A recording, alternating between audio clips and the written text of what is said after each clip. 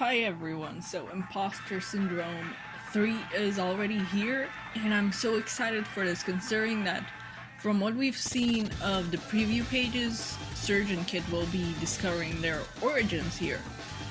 And maybe it doesn't go well since the other two covers have Starline's hypnotism on display and they both look very eerie.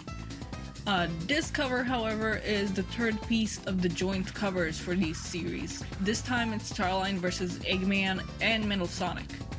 I know these joint covers don't really depict things that happen in the issues themselves, but I wonder if this will happen down the line. Like, Starline did seem bothered by Metal in one of the annual stories and just kind of wanted him out of the way. And there's also a little thing on the side advertising the Sonic movie sequel.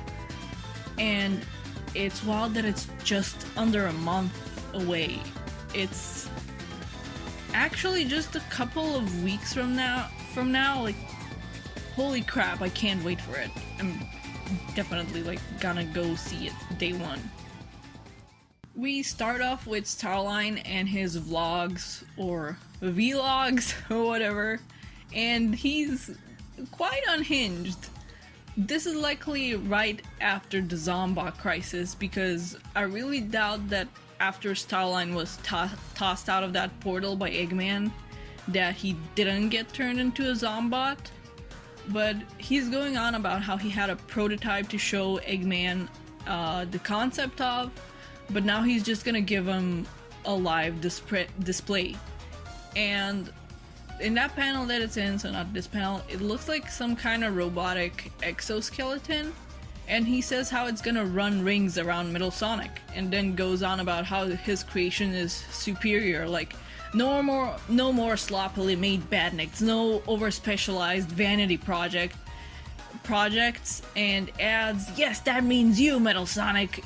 And I'm telling you, this man has it out for Metal.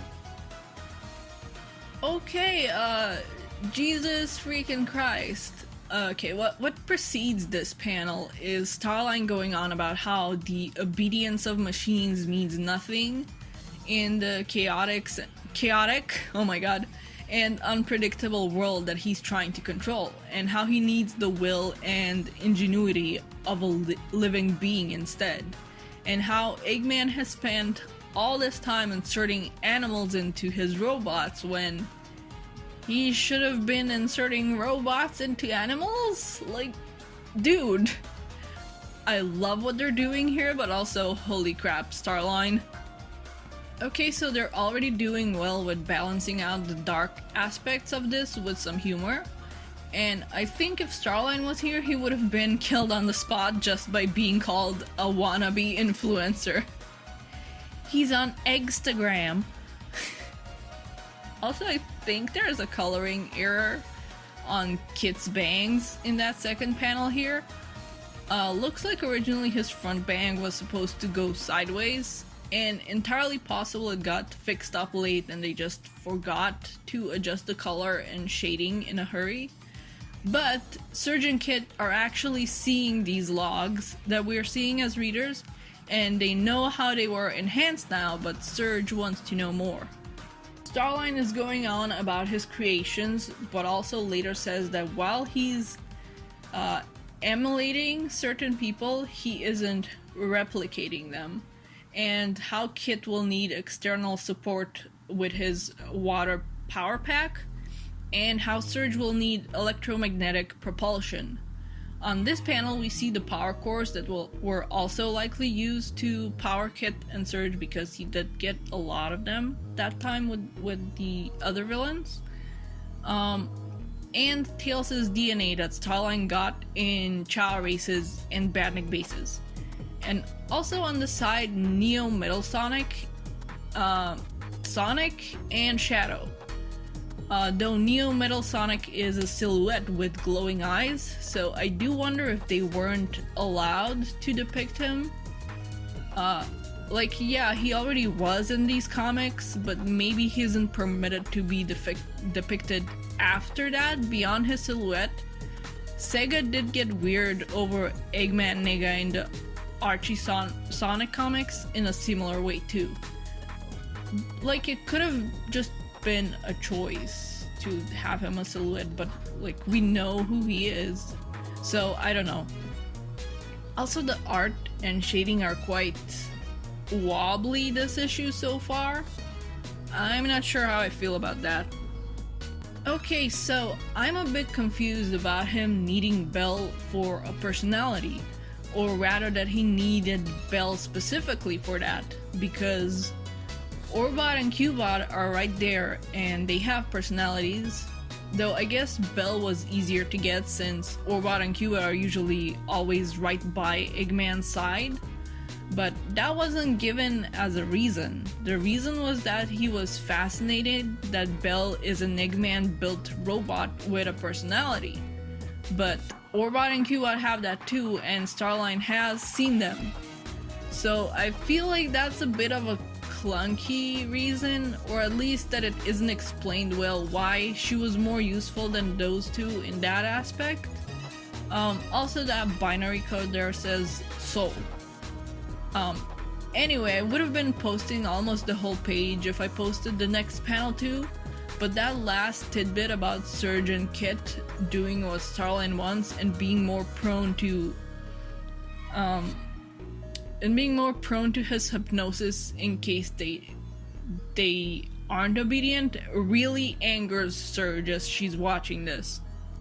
He's using his hypnosis to implant what he wants them to do, though as we see here, this is session 58 for Surge and 15 for Kit, and later it's session 232 for Surge and just 33 for Kit. Surge has had the hypnosis used on her way more than him, so it's possible that's why it started wearing off faster when it was used on her, as we saw before. Also, Starline is using his frickin' Karen mug. Okay, so the reason Surge and Kit don't really get hurt so far, like the time Surge got crushed by a huge robot and was fine, is because their cells were based on the metal virus. So it's like how the Zombot couldn't get hurt, but just less goopy. Wow, so these two are very much traumatized from the constant hypnosis and like erasing memories and stuff. Kit especially so, it seems like. And true to form, Starline is, for lack of a better term, a very caring parent. Like, oh, I've traumatized these kids, that inconveniences me so much. It kind of reminds me of this fan art I saw when the series came out that made me so sad. Like, it was of Kit seeing a parent hug their kid when the kid hugged them.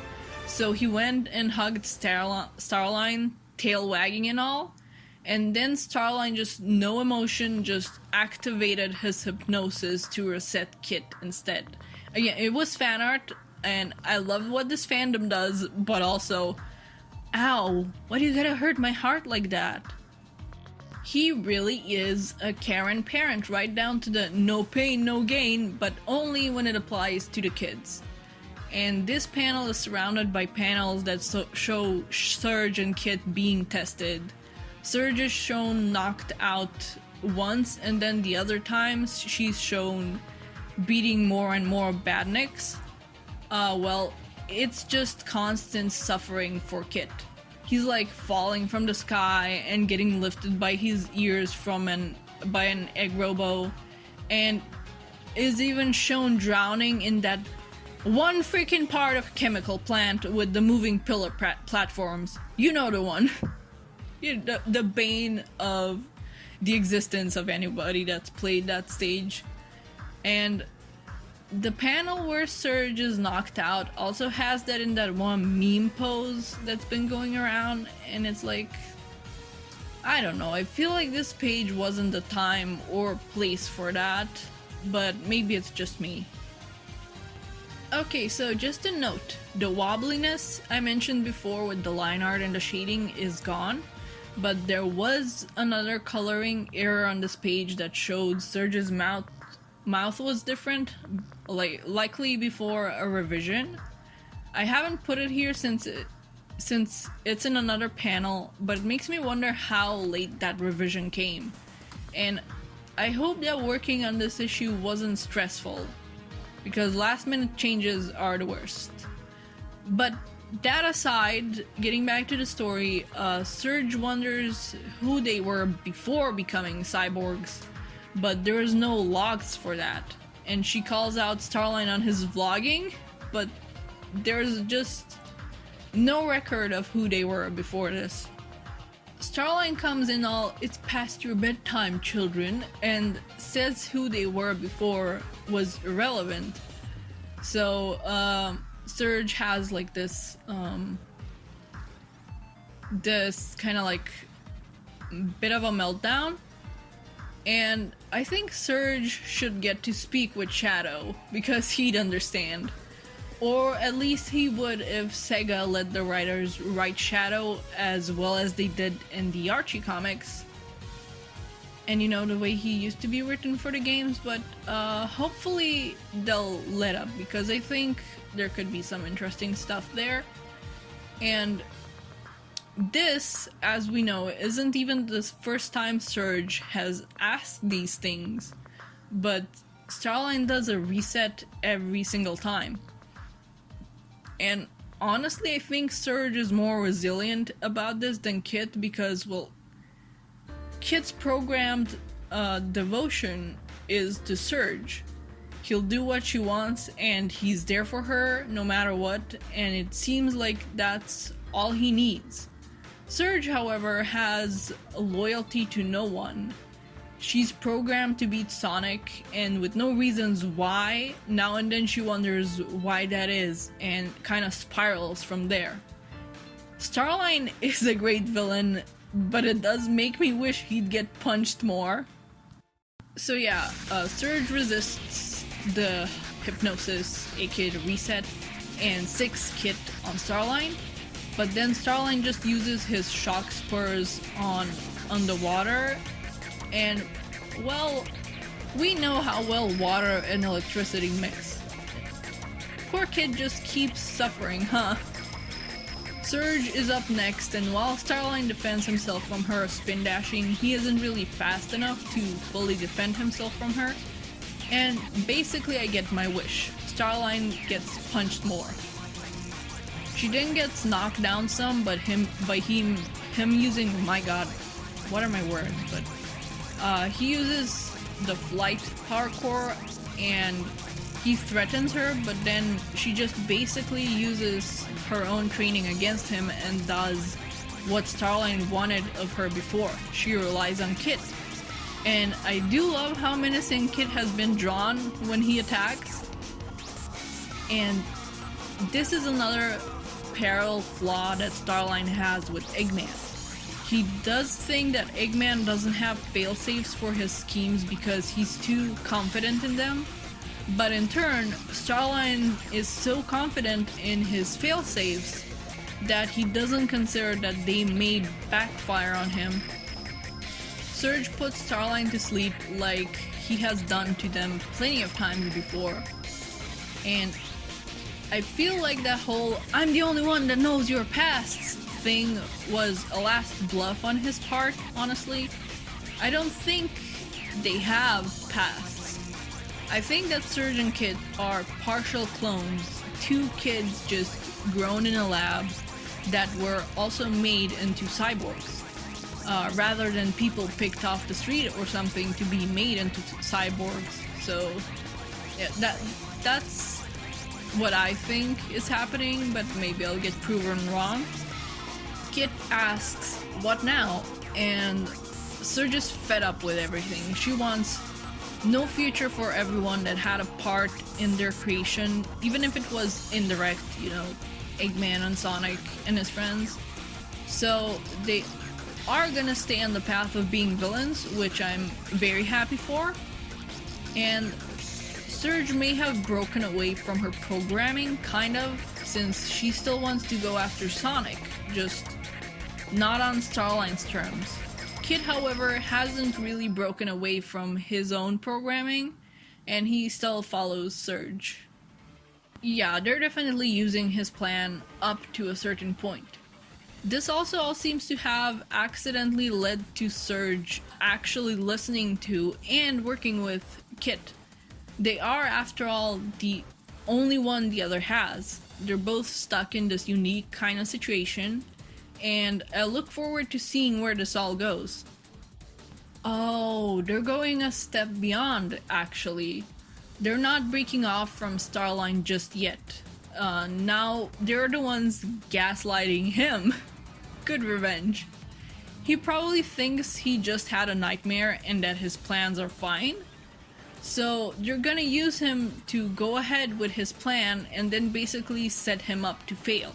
He's gonna be a victim of his own hubris, much like what he criticizes Eggman for, and that's excellent. You can also see that panel from before that I mentioned. It's still on the screen of Kit drowning at that one tedious part of chemical plant. I just want to comment, I love Starline's expressions. This one is very well like animated, like I did, and you're fine with this. It's very good. They probably tell him he told them how they got made, so he won't question anything if they slip up and say something that they weren't originally supposed to know. Surge just gets to act like she's aloof on the plans, which isn't really suspicious. She did act like that before too, so Starline will be none the wiser. I love this last tidbit of them literally going behind Starline's back and damaging the paint of his symbol from the back of his chair. Starline says they should attack their targets with all their ferocity and with zero remorse, not knowing that Surge and Kit's targets now go beyond just Tails and Sonic. Next issue, they'll be invading the Eggman Empire, so that ought to be fun since it's other villains doing it rather than heroes. Yeah, there was that invasion and bad guys, but that was just of a base. This is them trying to infiltrate and take over the entire empire rather than just one base. So I don't know if they're gonna make this their betrayal known next issue, or if that'll happen in issue 50 of the main comics, since I know it's supposed to be a big one. I like that these two are staying villains though. We need more villains in this book for sure, especially since it seems like the Zeti are going back on the shelf for now. And especially female villains, like that. That's why I am so happy with Surge, because like before this there was just Xena, and I don't really like Xena.